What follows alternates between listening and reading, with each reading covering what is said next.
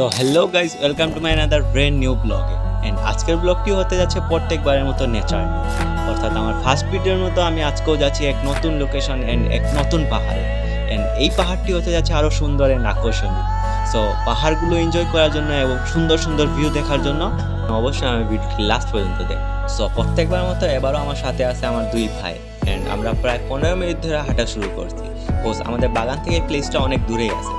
And এই যে আমরা 15 মিনিট ধরে হাঁটতেছি, আমাদের কিন্তু অনেক ছোটো বড় পাহাড় উঠতে হইতেছে। অ্যান্ড আমরা যে এই ছোটো বড় পাহাড় উঠতেছি, আমাদের কিন্তু টায়ার্ড কোনো ফিল হচ্ছে না। বিকজ রাইট নাও আমরা অনেক খুশিতে আছি, যেহেতু এক নতুন প্লেসে যাব, এক নতুন এক্সপিরিয়েন্স হবে, এক নতুন লোকেশনে যাব, এইসব ভেবে আমরা অনেক খুশিতে।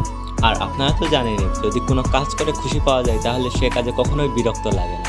আর যাই হোক, অনেক কথাবার্তা বলতে বলতে, অনেক সুন্দর সুন্দর ভিউ দেখতে দেখতে আমরা এসেই পড়লাম আমাদের ভিডিওর মেইন লোকেশন। অ্যান্ড বর্তমানে যে আপনারা ভিউটা দেখতে পাইতেছেন, এটাই হলো এই ভিডিওর মেইন লোকেশন। চলেন আমি আপনাদের আশেপাশের সব পাহাড়গুলো দেখিয়ে দিচ্ছি।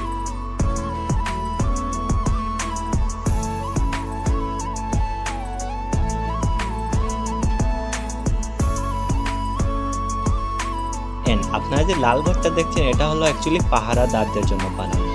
আর অ্যাকচুয়ালি রোদ বৃষ্টি দিলে পাহারাদাররা এখানে এসে পাহারা দেয়, এই এলাকাকে পাহারা দিয়ে থাকে আর কি। সো এই ভিডিওর যে লোকেশনটা রয়েছে, এই পাহাড়ের মেইন সৌন্দর্য হলো গিয়ে এই ঘরটা।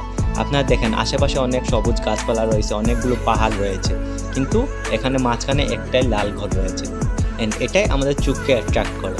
অ্যান্ড গাছপালার মধ্যে এই একটাই লাল ঘরের কারণে অ্যাকচুয়ালি এই প্লেসটা অনেক সুন্দর দেখায়।